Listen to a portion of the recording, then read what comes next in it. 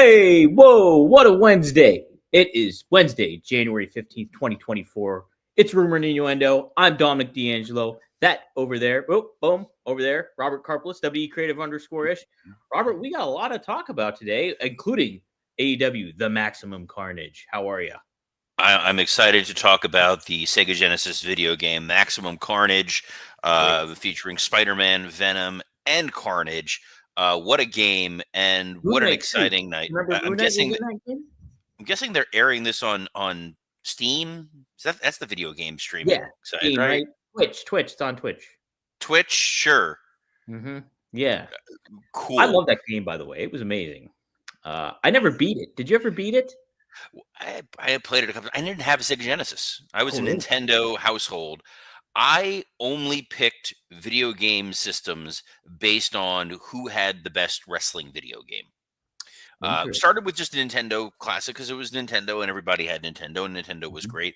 And then migrated accordingly until N64, and then nothing surpassed No Mercy, and that No. was kind of the end of it for a while. Eventually, made the transition to PlayStation, but that is not what we are here to talk about today. We are here to talk about the other Maximum Carnage, which is Tony Khan's booking.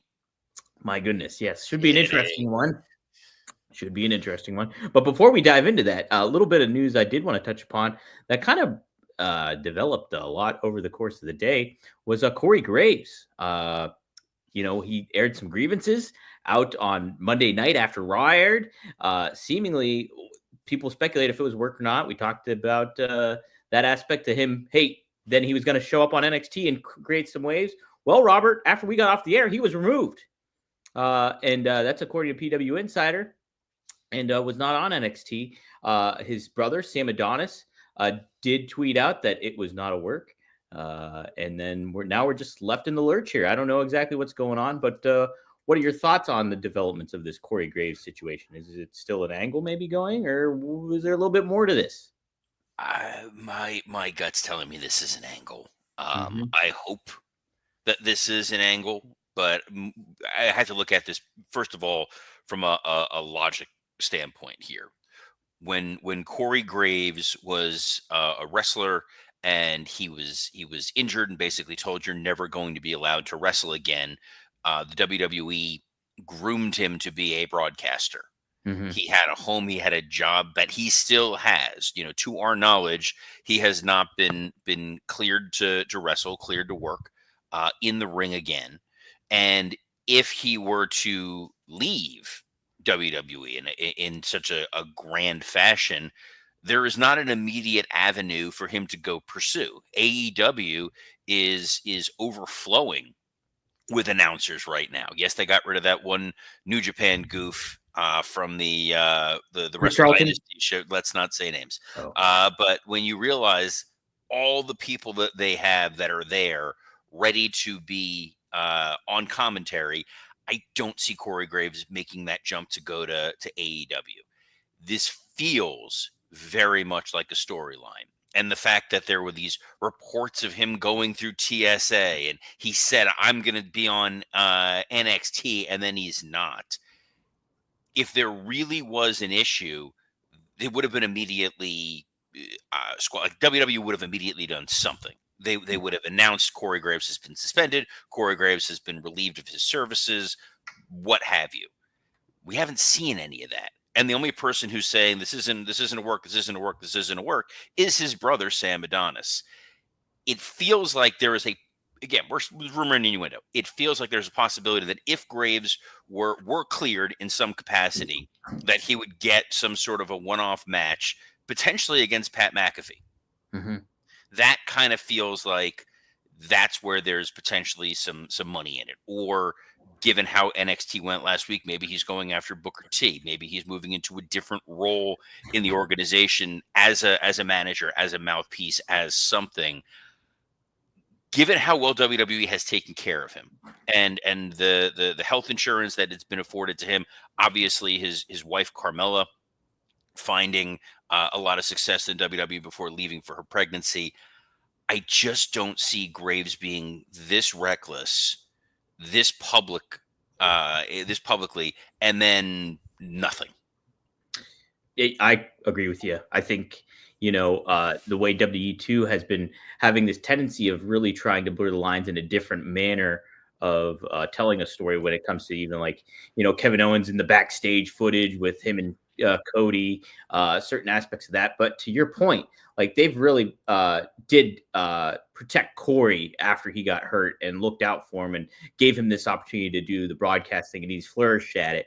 And I think in turn, they've kind of praised him very well for it too, and critically he was praised well too. I think he's one of the best, and so I could not imagine him kind of jeopardizing that.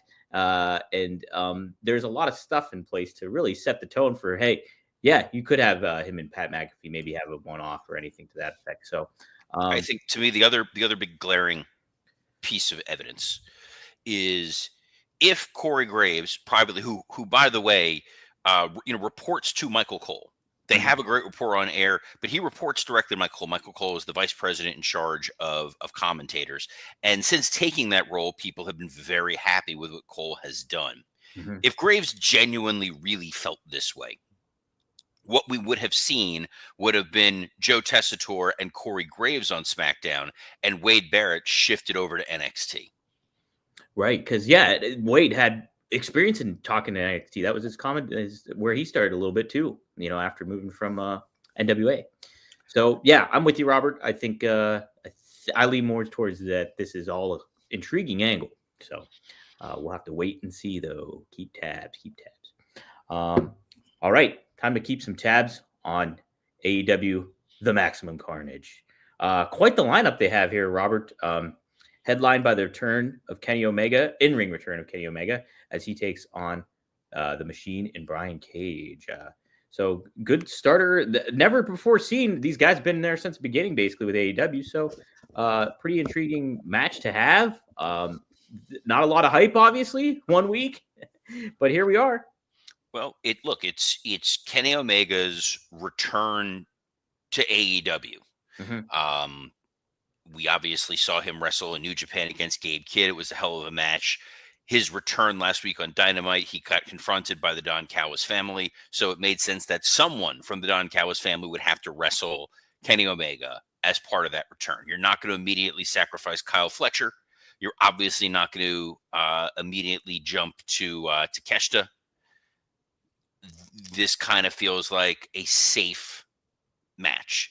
Brian Cage looks imposing. He looks very he's physically impressive. He's someone who obviously we know can go in the ring. There are the Terminator versus Terminator vibes that you have with those two guys. And Brian Cage on a personal level, I happen to know this has been a dream match for Cage. This is why he came to AEW in the first place. It's one of the reasons he re-signed with AEW is the opportunity to wrestle Kenny Omega. So I think from a backstage perspective, this is a smart match. I think in ring, you're going to get a really fun match. They beat Brian Cage 1,000 times out of 1,000. So you can go ahead and beat Brian Cage here, make Kenny Omega look strong, and then move on to whatever's next with the Don Callis family. Yeah, it should be a really fun match. And yeah, Brian's super motivated, I'm sure, and Kenny obviously will be. So it'll be a fun one. Obviously too, another big match is the world title bout. We got Powerhouse Hobbs will be challenging John Moxley for that very hidden AEW World Championship. Yeah, we were doing a little chat in the group chat about what could possibly happen and why it might behoove AEW to move on to Hobbs, but you made a case against it too a little bit, Robert. What are your thoughts? Yeah, it's no secret that John Moxley as the AEW World Champion has not been a successful run. The Death Rider storyline has not captured the imagination of wrestling fans. It has not produced any great moments or segments. There have been some great matches courtesy of Claudio Castagnoli and Pac, especially Claudio in the Continental Classic. But anything that seems to involve the Death Riders in a story has been, pardon the pun, grim death. It has not gone anywhere. It's not elevated anybody. So we want to see that title taken off of John Moxley. And while Hobbs would be an interesting choice, he'd be a unique choice.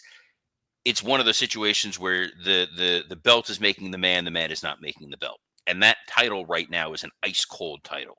It does not feel especially important. You have guys that are going after it, But if you put it on Hobbs, it feels like you're taking a cold title and putting it on a cold wrestler.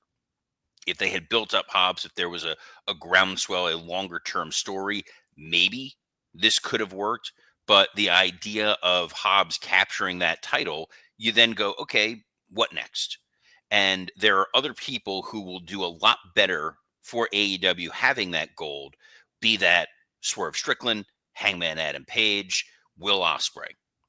If Hobbs becomes AEW World Champion, suddenly Okada's Continental title is kind of the most coveted title because Okada is a more credible champion than Hobbs. I don't see them going ahead and doing that. Not to mention the fact they've set up this Cope feud. Good point. Good point. The clearest honestly, if there was a path, it's Moxley losing the title to Cope, Christian Cage cashing in, him getting that title, and him being the Iron Sheik as the transition champion from Bob Backlund to Hulk Hogan, and him losing to Will Ospreay. Yeah, it's a lot of title bouncing around. It is a lot of title bouncing around, but you can't. They can't. It's not sustainable right now. You can't keep it on Moxley, and you can't just suddenly say, "Oh, we're putting it on Hobbs." That kind of methodology does not work. When Hobbs, who is a tremendous talent, they did a great video package on him. He is not the next guy in line to be your world champion. And if he does win, it's then a lot of scrambling and catching up to even make this feel credible. It would feel like, remember when they gave Jack Swagger the world title? Yeah. And it just was like, okay, just because he's wearing the belt, it doesn't feel like he's the champ. And I don't see them giving Will Hobbs a giant eagle mascot. No, I don't think that'll happen. Yeah, I like Hobbs a lot too. I think he is a future world champion for sure. But yeah, it's doing an uphill battle. You're skating uphill with that kind of stuff. So, what do you think though? Giving it to somebody like Bobby Lashley for the time being, him Hurt Syndicate gets elevated. You have him going on dominant reign, and you get rid of this grim Death Riders angle. Like the Hurt Syndicate takes over instead. So I think you're going from sort of WWE expat to WWE expat. And yes, I know the Cope is a WWE expat, but as a babyface who can lose it pretty quickly to Christian Cage because of that cash-in contract briefcase gimmick that he's got, it softens the blow a little bit. Yeah. But the idea that they need to get back to the homegrown AEW guys or the talent that has come to AEW who feels fresh, who hasn't come over necessarily from Stanford. I know Swerve spent some time in NXT. I don't associate him as being necessarily a WWE guy. Yeah. And I think they have a core group. Ricochet was a WWE guy, but he feels like he's being rehabilitated in AEW and feels better and different. Whereas a guy like Edge or Moxley or Bobby Lashley, they're older guys. We've seen a lot of them over the last one. I produced Bobby Lashley's debut segment on SmackDown. And that was 20 years, almost 20 years ago this September. So he is not exactly a fresh new talent that's going to help elevate things. Yeah, no, I think too. I guess you hit some notes when if Cope wins the title and then it goes to Christian, you then kind of have some cool lineage of your history of your title of who's held it, even if, be it a short time. So there's an argument to be made for that, I think too. So, hey, speaking of Ricochet, he's set to appear tonight. He's advertised. There's a comment here. I can't click on it. Alt Jake. Okay. Has a comment down here. Okay, start reading. I'll click it because he said, "Does he Ricochet has been a complete fail in AEW for me?" Oh, I think the Ricochet initial debut as the babyface did not work wonders. He immediately felt disingenuous when he was talking. His matches were good, but not overly spectacular, and it felt like there was a little something missing. Since we've seen this heel turn, and he's become this smarmy jackass, where they're throwing toilet paper at him, where they're booing him out of the building. I think this iteration of Ricochet is going to be the best version of Ricochet. And he's got a lot of great talent to work with at that capacity to tell those stories. Yeah, I'm with you. Yeah, I think what they're doing with him is he's got a good look that's unique and different from what he was in WWE. The attitude is different, like his petulant, obnoxious, uh, really needling kind of heel going. There's a lot you can do with Ricochet. And I'm with you. I think what they're going to do further on is going to make him feel like a real big deal. And people are going to maybe look back and be like, wow, yeah, this was the great stuff with Ricochet coming. So, yeah. We also on the card have Hook versus Christian Cage. Oh boy, here we go. What do you think of this one there, Robert? I get that there was a feud going Mhm. on with Hook and Christian Cage. However, at the Hammerstein tapings, we saw Taz. Yes. Taz, who was attacked and left for dead by Christian and a group, just was back. Not, I'm back and I'm angry and I'm coming for you, Christian. Not, I'm back and like Hook, you gotta, like, these people are dangerous. You gotta rethink what you're doing, man. Worry about your future. Instead, it was just, you know, I'm back and download backs. That was it. This has lost a lot of its luster. I think Christian is doing a better job with Hook than we saw Chris Jericho do. That's a pretty low bar, but it would not shock me if Hook gets the win here to end this feud, and then Christian, as part of his retaliatory plan, goes and eventually cashes in and becomes AEW World Champion. Yeah, could be as soon as tonight, perhaps. We have the AEW Women's Casino Gauntlet follow up from That's last on week. this show too. Jeez, this I really know, is right? like, how long is this show? I know. This is like Friday Night SmackDown coming up, I guess. But yeah, we have that one going down. Any predictions here? Is Tony Storm gonna get the win, or are you gonna elevate somebody else to do the challenge? Who? This is the problem with the women's division in AEW. They heat someone up, they feed them to the wolves, and then they're gone. Then they're gone. And it stinks because we've seen a lot of really talented women of late step up. Anna Jay stepping up in her match with Mercedes Moné. Chris Statlander over delivering. The Statlander Willow Tony Storm match a week ago was great. Yeah. It just kind of feels like, show me you can build up a number one contender in the women's division and then find a way to sustain it. And there are so many women that can't win this, that becomes problematic. You can't have although she's talented, a Serena Deeb go ahead and win this, or a Hikaru Shida, or a Thunder Rosa, or worse, a Britt Baker. Yeah. So you're already throwing women out there that can't really do it. Dre Owens has the name that I would love to see win this thing, which is Athena. Yes. The criminal misuse of Athena, who may be one of the best women they have on their roster, is astounding. Yeah, we're going to make a Ring of Honor exclusive, except nobody can really watch Ring of Honor. It's very hard to get unless you subscribe to the Honor Club. And if you're not there, you don't exist anywhere else except for New Japan, where Athena, after a 2-year undefeated streak, got pinned in a pre-show match. Oh my gosh. So, we'll see. I would hope for something that feels meaningful and important. Mariah May absolutely is a champion worthy of having a contender, a challenger. I don't know, unless the idea is that this match is going to take place in Australia, and then I could see where they're like, oh, we can get to Tony Storm and Mariah May in a rematch. Yeah, that would make sense. But what you're saying is right. It's just like, no, it's okay. Let's heat somebody up real quick, and then once they lose to the champ, they're gone, and that's it. Okay, well, let's find somebody else. It's plug and play. It's not working. You need to really elevate this division because you got a lot of talent on there. So, a lot of talent in this match. The Hurt Syndicate takes on Private Party and Mark Briscoe. And MVP back in action. Pretty interesting there. He hasn't done it in like 2 years, I think he said. So should be a good one, right? So this is a good precursor to the Hurt Syndicate ultimately winning the tag titles. I think this is a great opportunity eventually for AEW to rehabilitate their tag division by having the Hurt Syndicate beat Private Party. This 6-man tag match right here feels like an opportunity for a tune-up a little bit. Maybe this situation, Mark Briscoe scores a quick pin on MVP. And then the Hurt Syndicate beat down Mark Briscoe, and now he's eliminated. And now Private Party have no one in their corner when it comes time for the tag title match. But the AEW tag division needs a proper infusion of star power, of meaning, of importance, and that is entirely what you're going to see from the Hurt Syndicate. Yeah, and we could potentially maybe see somebody join it.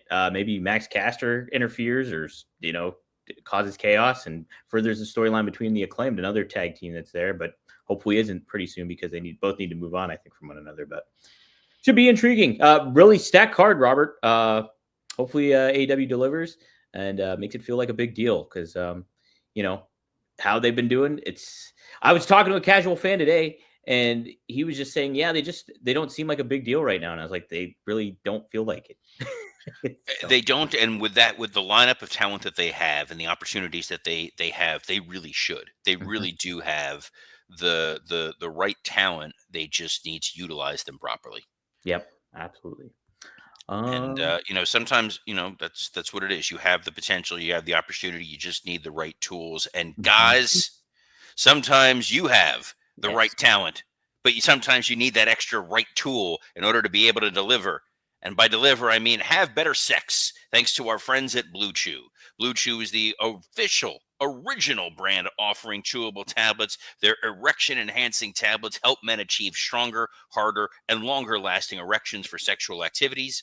Blue Chew is putting its money where its mouth is, and it is offering you a free month. The process is simple. Sign up at BlueChew.com, consult with one of their licensed medical providers, and once you're approved, you'll receive your prescription within days. Blue Chew tablets are made in the USA and prepared and shipped directly to your door. You can take them anytime, day or night, so you can plan ahead or be ready whenever an opportunity arises. The best part, it's all done online. No visits to the doctor's office, no awkward conversations, no waiting in line at the pharmacy. Make your life easier by getting harder and discover your options at BlueChew.com. And we've got a special deal for our listeners. Try your first month of Blue Chew free. Visit BlueChew.com for more details and important safety information. And we thank Blue Chew for sponsoring this episode of Rumor and Innuendo. Unleash your maximum carnage with Blue Chew. Yeah, perfect.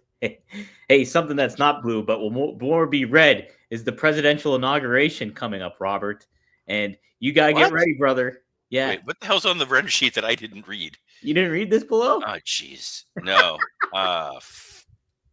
Get ready, brother. Because Hulk Hogan teased that he'll be at Donald Trump's 2025 inauguration.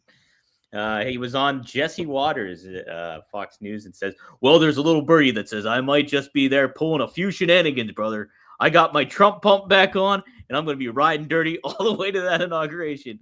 I cannot wait for him to be sworn in, brother. It's a new day. It's a new country, and we're going to make America great again because we got a real American president, brother. So Hulk Hogan following up after getting booed at Raw will be at the presidential inauguration. Also scheduled to appear, Robert, the Village People. That's a fact, too. I don't know what to... I don't know what to say. Thank you to the fine folks at the Intuit Dome in Los Angeles, California, for giving Hulk Hogan the welcome that he truly and genuinely deserved. And thank you to the Hogan fans and supporters out there who flooded my timeline with their MAGA enthusiasm, including enthusiastically telling me that I will be carted off to a concentration camp. So that being said, I will be watching Raw on January 20th, and I'm excited for that.